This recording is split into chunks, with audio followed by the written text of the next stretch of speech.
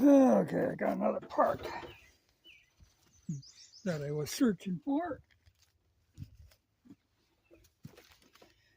This is that hot rod SR that I'm putting together. Now, the motor that's in here isn't the right motor. This is actually a TT 500 motor. I showed you I had a set of nice cases. So I put that motor together and, using parts that I had on hand. And I'm going to get that running in this frame just to break it in. And then it's a spare backup motor. But I wanted to put a motor in there so that I can line things up. And that's what I was doing. But one of the things, I'm running them Speedwell fenders. This is actually, the front one is from a Norton Manx. And they're nice, lightweight aluminum fenders. But one of the things I wanted, I want a fender that works as a fender. Because if you've ever driven a bike without a front fender, they throw rocks in your face and water in your face. And it's you really need a fender. And these are a nice fender, and they're good lightweight. But I also am running a Lockhart oil cooler on this. I've kind of greatly modified the oiling system on this one. And I wanted to protect that oil cooler and your cooling fins from splash.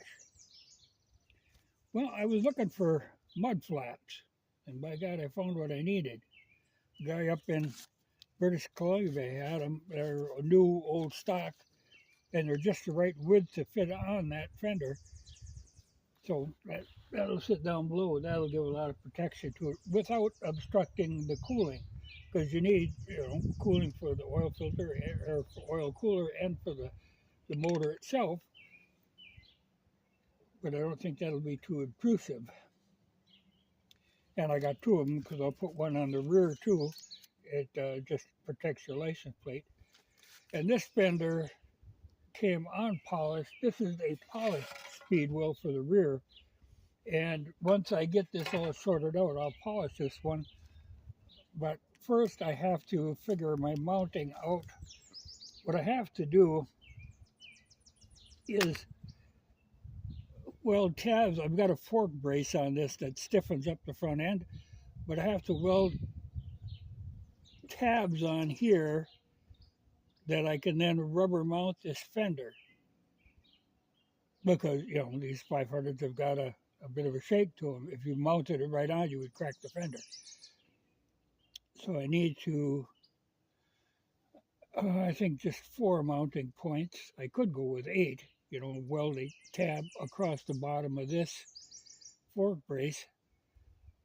But I think 8 is unnecessary. I think I can just go with 2 forward, 2 backward. That'll give me stability on the fender, because I don't want to have to run, fender brackets like you often see. They tend to vibrate apart too. So if I can just rubber mount that right about there, I think I'll be in good shape. But I have to make up some tabs to go on there, and then rubber mounts and spacers going into the fender. And then I still have a good inch of clearance, more than an inch and a half. Well, the spacers will take up a little, so I'll have an inch, a good inch of clearance, which you do need, though this isn't really made for driving on mud roads. I'm thinking this is basically a pavement bike, but my driveway is mud, and I have, even on my stock SR, that fender is so close that I have rolled it up tight with mud, which is a real nuisance. So I will space that. That'll work. I was glad to find them, but it was funny because, like I say, these come out of British Columbia. So you're dealing first off with the Canadian postal system, and things are weird with them.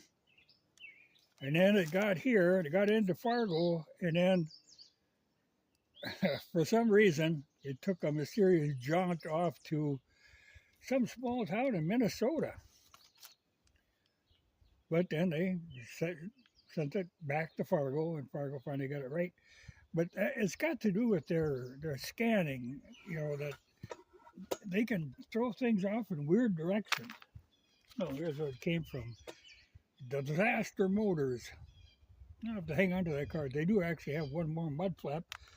If I'm using two of them, I might want to have one spare on hand. But, when you look at that tracking, there's no damage to it. I don't know why that scanner can't do that right. But I think they do have a very faulty scanner. But these are actually, it used to be on motocross bikes, they'd run them a lot of times on the front of the fender.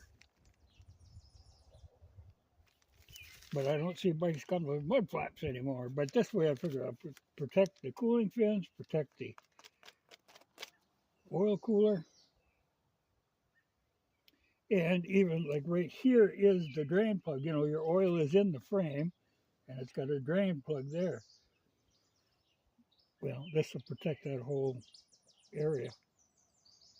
I'm glad to find them. It's funny what you can find when you go searching around on eBay. Well, I got to get that together. Yeah, like I say, I'm going to run this motor just to get it broke in so I can have it as a spare, because I could slip this into any of my bikes, this motor. You just change the electricals and, it's all exterior stuff. But that'll work out. I like to have a spare motor on hand. I just bolt right into my XT or my SR. Or, like I've always said, I wouldn't mind if I could get a good deal on a TT frame and build a TT just strictly for off-road. And I actually know somebody who's got one, but it's out in New York. And it's, the frame is $50, but to ship the damn thing would cost you a fortune. And I ain't driving out to New York. But the frames they're pretty solid, heavy-built frames, so they do come up fairly often. Or I always thought if I could get an aftermarket frame, because they made a lot of different chromoly frames for flat track racing for these 500 motors. If I run across one of them, that would be all right too. But I'm thinking basically for an off-road bike, because the problem when you're buying a frame, most of the time you don't have the paperwork with them. And like I say, this motor doesn't match this frame number. This is an SR frame TT motor. But the original motor is the one that I'm making the hot rod out of. So that'll go in here. But I thought, rather than have the motor just sitting around once I assembled it, because it got to be a problem there I had where I had two motors taken apart, and I was trying to keep straight which parts belonged to which motor. So I thought, well, I better just assemble one to have that out of the way.